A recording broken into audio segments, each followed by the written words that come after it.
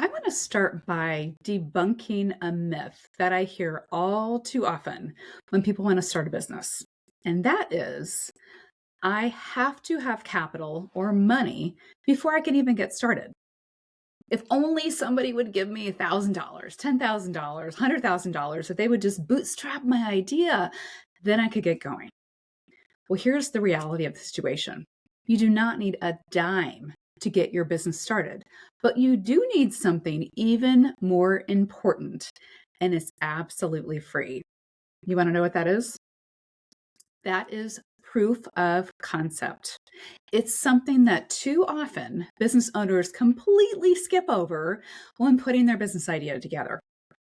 You would think, well, of course, they have to have a proof of concept, but really?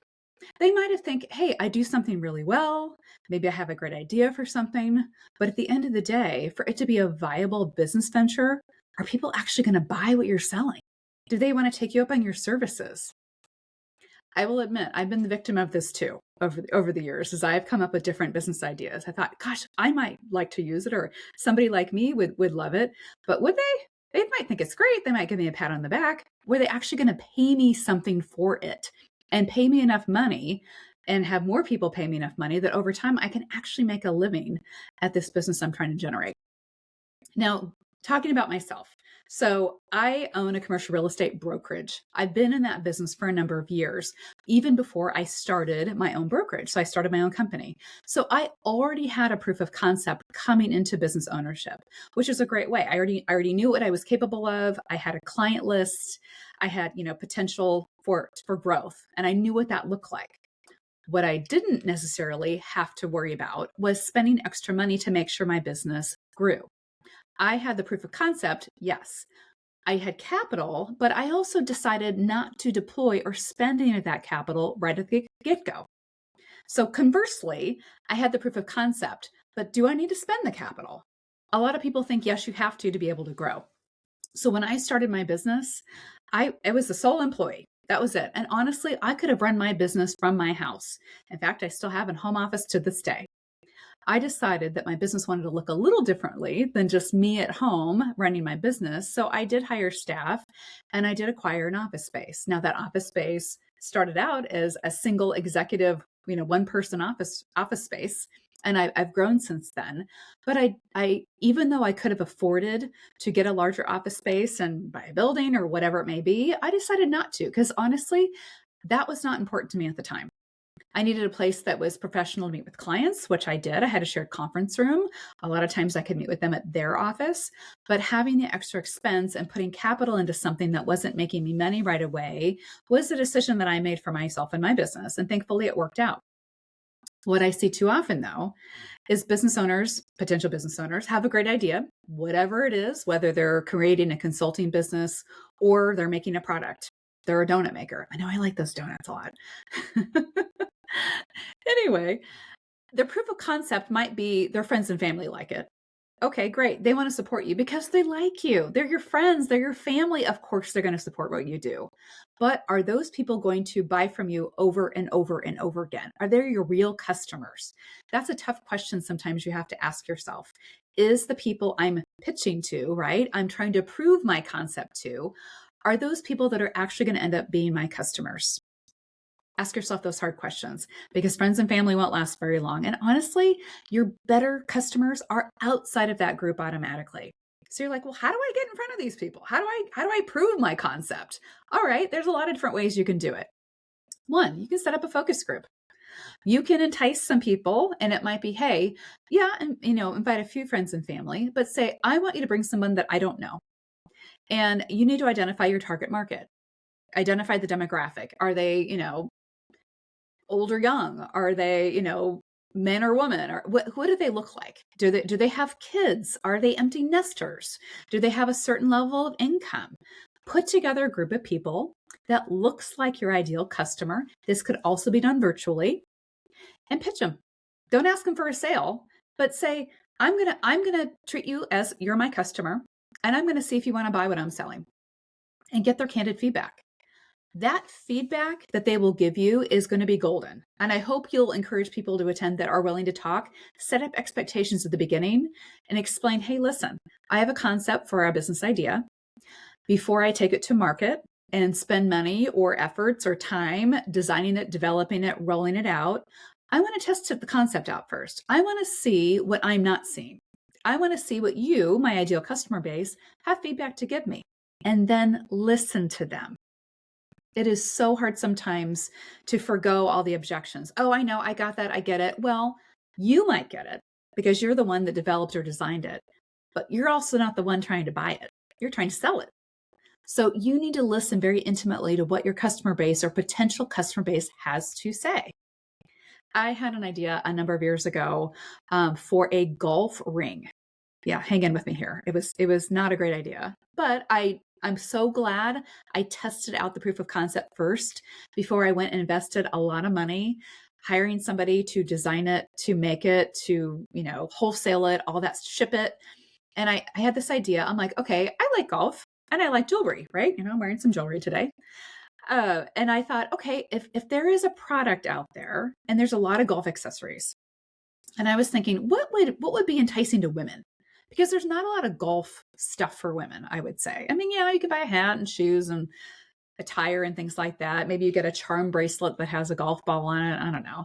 But I thought, wouldn't it be cool to have an actual ring that had a ball marker on it? And so for those of you that don't play golf, a ball marker kind of looks like a coin. But when you go to putt the ball and you're playing with multiple people, and maybe your ball is in the line of somebody else's putt, so you don't want to pay like bumper cars or croquet here. You want to get your ball out of the way. And so a ball marker is something that kind of looks like a coin, a thin piece of round metal or plastic that you can lay on the green, lay on the grass, and it's flat enough that if somebody else's ball goes over it, it'll just pop right over it and not move your ball. So that way it's a more friendlier, etiquette way of playing. And I have a ball marker that I have them just loose in my bag. I have one that clips to my hat, but I've never seen one that was on a ring. And a lot of times they're magnetized. So I know the one that clips to my hat, when I'm ready to use it, I just pull it off, I slide it off the magnet and I just place it on the ground and then I put it back there and it's on my hat. But I thought, well, gosh, if I could design a ring and then the ball marker is magnetized on top of it, you could then design the magnet part, the pretty part that you look at with anything you want to. You could put jewels on it. You could put a monogram on it. You could customize it. You could do all kinds of different things. I thought, oh, what a cool market, right? So then I was invited to play at a golf tournament. And so I knew a lot of golf tournaments don't have a lot of ladies, but this one happened to because it was for charity. So we were taking a break during the play, and I said, okay, here's my chance. I'm going to start talking about this concept. So I started asking around. I said, hey, I described, my idea. Would you wear something like this? First and foremost, would you wear it? Second of all, would you pay money to own it? And I got some really good feedback. And the feedback told me that a lot of women don't wear rings on their fingers when they play golf because they have gloves on. Good point. When they hold the club, they don't like anything like, getting clunky in the way and altering their grip. And I thought, okay, I hadn't thought about that. Honestly, I hadn't. And I hadn't actually, other than my wedding ring, I don't wear a lot of rings normally anyways. And I thought, oh gosh, if I'm going to wear a ring with a ball marker, I want to have access to it. And if I have a golf club over the top of it, how am I going to get access to it? I hadn't even thought of that. I was so pleasantly surprised and thankful that I asked the question. It took me back a little bit because I'll be honest with you, I don't like hearing bad news like, oh, your idea is not great. They're like, it's cute. But I'm like, but how much would you pay for this? They're like, well, I probably wouldn't buy it for myself. It's just not something I would wear. But I like the idea. Okay, great. And I think they were just being nice. But I think somebody liking your idea and someone actually willing to pay money for it, those are two totally different things. Totally different things. I might like a certain, pair of shoes. Those are really cool. Those are really fun. Those are really sassy. Would I pay $300 for them? Oh gosh, no. But I like looking at them. I like seeing them on somebody else. I'm like, that's really cool. She looks amazing in those shoes, right? So don't be afraid to ask and park your ego at the door. That's a hard one to do. So how do you pick? So I gave you an example, putting a focus group together. It could be very impromptu. I do more than one. It could be in person. It could be virtual, things like that. In addition, if you don't have a chance to actually put a group of people together, put together a presentation. And there's a lot of AI resources that can help you with that explain, hey, here's what I'm trying to go after. Here's what I'm creating. Here's the problem that I think it solves. And you test that to see if that's actually right. Do they actually have this problem that they want to have solved? Here's something I've created to make something easier, right? You're still solving a problem. And then why you created it. And what do you hope the outcome to be? Will this enhance a part of their life?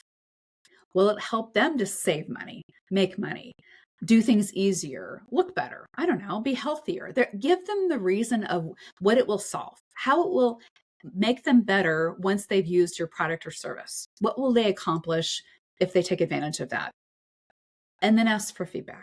Now, that feedback might not come immediately. In fact, if it's something you've created a pitch for, meaning maybe you've created a slide deck that you've emailed out, ask permission first. Hey, I would love to get your feedback. Don't make it so long that you're going to lose them in translation.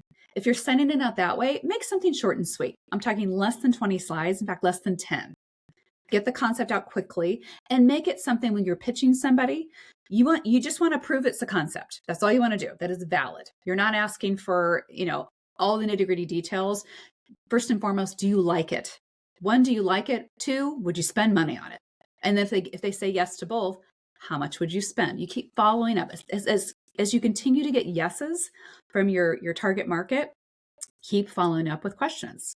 And be prepared that their answers might not always be positive and might rock your world a little bit. Because honestly, if you can respond to your customers' wishes the best, and you can solve their problems in a way that makes them feel good and makes them want to tell their friends about it, you've just won the game.